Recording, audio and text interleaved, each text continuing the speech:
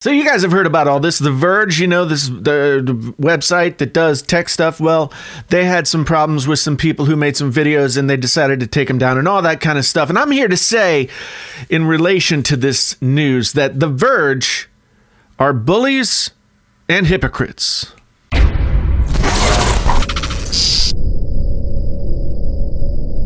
Hey there, friends on YouTube. My name is Jason, sometimes known as the JTL. This is Painfully Honest Tech, so honest it hurts. If this is your first time here, thanks for stopping by. Hopefully you will come back again for some opinionated tech, news-related stuff. And if you've been here before, then I really appreciate you coming back. Now, let's get right into it. Earlier this week, the internet reacted somewhat disapprovingly to The Verge, by extension of their parent company, Vox Media, taking down videos by well-known YouTubers in the tech space, assessing these channels a copyright strike for a violation of fair use, as well as taking the videos down. When the internet heard about this, particularly the tech community, the poop, as they say, hit the fan.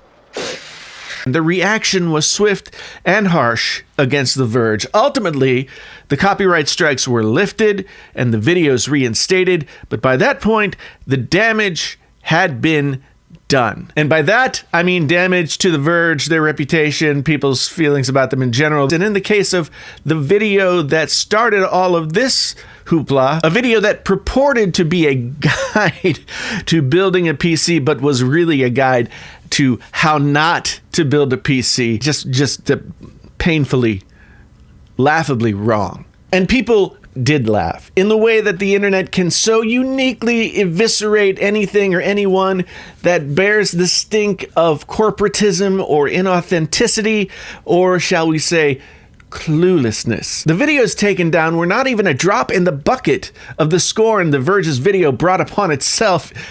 Eventually, the editors at The Verge decided to take the video down because it didn't meet their editorial standards. And here began their slide into hypocrisy. Maybe actually that ill-informed, downright wrong video and the releasing of it was the beginning of said hypocrisy. Maybe they've been somewhat hypocritical for a while. So let's just get this out in the open. Traditional media hates YouTube. Best example to date was probably the Wall Street Journal's takedown of PewDiePie a while back. The Verge themselves have tried to do some PewDiePie-related damage. There's a sense of desperation out there in the dinosaur world of media conglomerates and the publications they produce. They know they're dying. Many of them are already dead. And they can't stop it. They can't compete in creating relevant, in-depth coverage of topics against people with little to no journalistic training who make videos in their bedroom. That has to sting just a little bit. Here they are, once proud Goliaths that have been laid low by the David of online video. All of their money, all of their power is useless as a defense against the little guy or gal. YouTube has changed the way people gather their information, and the mainstream media hasn't been able to adapt. And The Verge, for my money, is part of that mainstream media. But one thing that these companies still possess is money. And money is power in comparison to those little folks that are out there stealing The Verge's lunch every day. Some of you might be saying, well, The Verge is an online publication. They're not the Wall Street Journal, but for all intents and purposes, they are. They have a parent company, Vox Media, and the benefit of the legal teams and everything that goes along with corporate big-time media. They run their business like a corporate publication. Make no mistake, The Verge is a media business entity. They are not like the majority of folks in the YouTube tech community.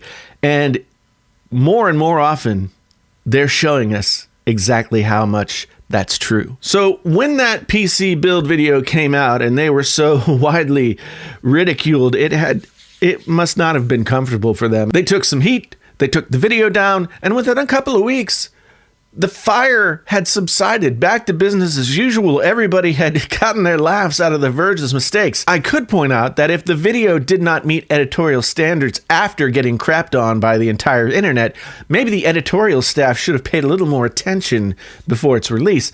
But that's another story. They took their lumps like any other creator who made a bad video would. They didn't become bullies and hypocrites until months later, when their lawyers came down on the aforementioned creators, apparently without the knowledge or input of the Verge's editor-in-chief. Just today, that editor-in-chief released a blog post stating that the lawyers did this without consulting him, and as soon as he found out what had happened, he reached out to YouTube to rectify the situation, not because he didn't agree with the lawyers about the fair use and all that kind of stuff, but because YouTube's copyright strike system is flawed. The news of the copyright strikes broke on February 13th. Ironically, on February 11th, The Verge published an article entitled, "YouTube's copyright strikes have become a tool for extortion." This article detailed how some bad actors had been threatening creators with copyright strikes if those creators did not pay them money. How is what The Verge did here any different than that? Someone in the conglomerate was notified of these videos and decided to put their ban hammer to use because they could. Nilay Patel, editor-in-chief of The Verge, in the same blog post, ended his piece with this in regard to the backlash that has continued even though the strikes have been lifted, etc., etc. "This is all pretty disappointing," he said, "especially since I had retracted the strikes and none of the people involved thought it important to simply ask me about it. I hope everyone involved can take a moment and think about making sure they actually know what they think they know and the value of communicating directly instead of simply reacting." It's the internet, dude. Did you expect the people who were reacting to write letters to the editor? That's about as hypocritical as you can get. A bigger entity tries to bully creators by threatening their livelihood with copyright strikes and takedowns and all that kind of thing. And when that pressure's turned around and the same entity is getting some heat, it blames the internet for reacting without taking a moment and discuss. That's an impressive game of logical twister you're playing there, trying to gaslight the internet community into feeling bad for you because you royally screwed up. That takes some stones. Ultimately, The Verge is going to suffer more from this bullying and subsequent hypocrisy than they ever would have with just that PC build video being terrible. And I can't say that I'm going to lose any sleep over it. What do you guys think? Verge, bullies, hypocrites? Let's discuss down in the comments below. I really want to hear your thoughts on the subject. Once again, thank you for being here. If this was your first time here and you want to come back again and share some internet time with me, then you can do things like this. This pictographical representation, or you can do other things as well. And if you've been here before and you're coming back, thank you so much for doing that. I really do appreciate it. Once again, my name is Jason, sometimes known as the JTL. This is Painfully Honest Tech so honest it hurts. Until the next time, I'm out. Hey, you're still here and you haven't left yet, and maybe you want to watch another video. There are a couple of videos here that I suggest that maybe you want to check out. Also, hit me on the social medias over there, and don't forget to subscribe to the channel, and I'd love to have you back again sometime soon. Thank you so much for being here.